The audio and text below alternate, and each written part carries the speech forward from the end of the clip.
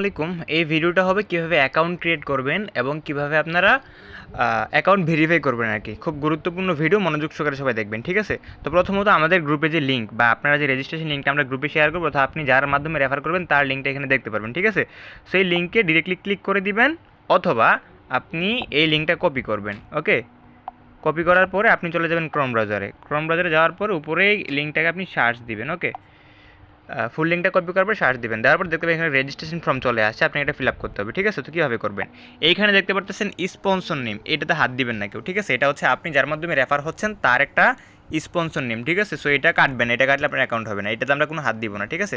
So আপনার কী কাজ হবে, ফার্স্টে হচ্ছে আপনার ইউজার নেম, এই বক্সে একটা ইউজার নেম আপনি সেট করবেন, ঠিক আছে? ধরেন আমার নাম আশরাফুল, আমি হচ্ছে দিয়েছি, হ্যাঁ, ASHRAFUL, আশরাফুল 0012। ওকে, এটা দিলে আমার ইউজার নেম। এখানে অবশ্যই 6 সংখ্যার একটা ইউজার নেম দিবেন, আর ইউজার নেমটা মনে রাখবেন, ভুলে যাবেন না, ঠিক আছে?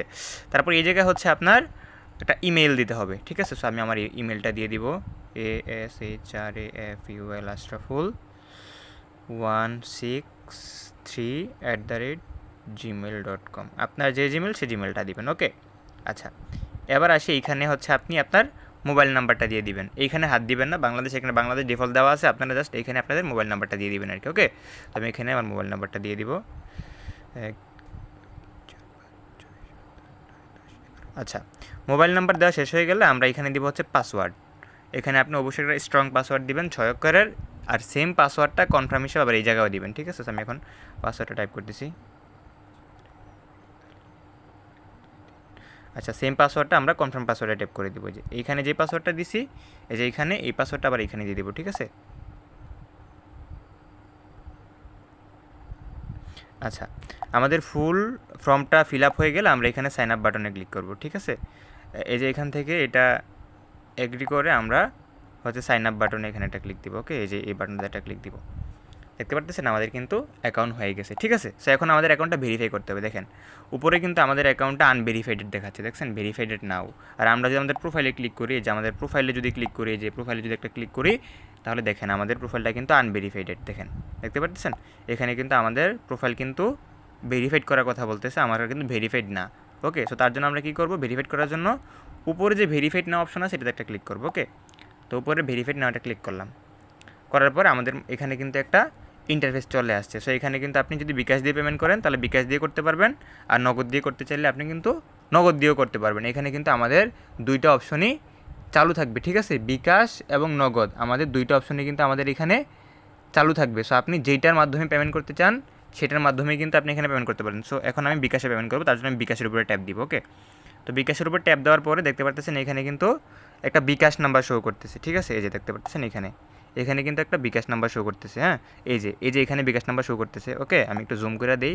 আচ্ছা, এখানে এখানে কী বলা হচ্ছে দেখেন, এখানে 100 টাকা পেমেন্ট করার কথা বলা হয়েছে, আর এখানে কিন্তু একটা বিকাশ নাম্বার দেওয়া হয়েছে। এই যে এখানে কপি অপশনে ক্লিক দিয়ে আমি নাম্বারটা কপি করে নিব। ওকে, আমি নাম্বারটা কপি করে নিলাম, ঠিক আছে? আমার নাম্বারটা কিন্তু কপি হয়ে গেছে। ওকে, এখন আমি চলে যাব হচ্ছে আমার বিকাশ অ্যাপে, ঠিক আছে? তো আমি দেখাই দিচ্ছি, ওয়েট করেন। তো আমি সেই নাম্বারটিকে কপি করে চলে আসলাম বিকাশে সেন্ড মানি করার জন্য, ঠিক আছে? তো এই জায়গায় দেখতে পারতেছেন আমরা কিন্তু চলে আসছি, আর এখানে কিন্তু আমরা পরিমাণ হিসেবে 100 টাকা লিখে দিব ট্যাপ করে, ঠিক আছে? তো আমরা এখানে 100 টাকা ট্যাপ করে দিলাম। 100 টাকা ট্যাপ করে দেওয়ার পরে কিন্তু আমরা এখন এখানে এগিয়ে যান বাটনে একটা ক্লিক দিব, তারপর আমরা এখানে বিকাশের পাসওয়ার্ডটা দিয়ে দিব। ওকে, দেওয়ার পর আমরা কনফার্ম করব, এখানে আগে টাকাটা সেন্ড করব। আচ্ছা, আমাদের টাকাটা সেন্ড হয়ে গেছে, ঠিক আছে? সেন্ড হওয়ার পর আমরা কী করব, আমরা এখান থেকে যে ট্রানজ্যাকশন আইডি আছে না, প্রমাণ হিসাবে ট্রানজ্যাকশন আইডিটা এখানে ক্লিক করে কপি করব, ঠিক আছে? তো আমরা এখান থেকে দেখেন কপি অপশনে ক্লিক করলাম, আমার ট্রানজ্যাকশনটা কিন্তু কপি হয়েছে। এই ট্রানজ্যাকশনটাই নিয়ে আমরা এখানে বসাবো। দেখেন এখানে কিন্তু লেখা আছে, দেখেন আমি একটু বোঝাই দিচ্ছি। এই যে ট্রানজ্যাকশন আইডি দিন, ঠিক আছে? ট্রানজ্যাকশন আইডি দিন, আর এখানে ট্রানজ্যাকশন আইডি বসায় এখানে ভেরিফাইতে ক্লিক দিব। অবশ্যই কিন্তু এখানে একটু আমরা 10 সেকেন্ড ওয়েট করবো। আচ্ছা, পেমেন্ট পাঠানোর পরে ট্রানজ্যাকশনটা কপি করার পরে আমরা এখানে পেস্ট করবো, করার পরে এখানে আমরা 10 সেকেন্ড বা 15 সেকেন্ড ওয়েট করবেন, করার পরে ট্রানজ্যাকশনটা এখানে বসায়া এই যে ভেরিফাই নাও আছে না, এই ভেরিফাই নাওতে একটা ক্লিক দিবেন।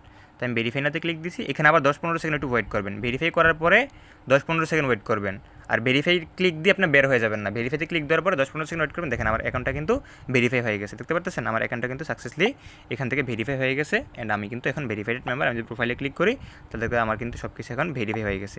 আই থিঙ্ক সবাই ভিডিওটা বুঝতে পারছেন। এভাবে অ্যাকাউন্ট রেজিস্ট্রেশন করুন, অ্যাকাউন্টটা ভেরিফাই করবেন, ঠিক আছে?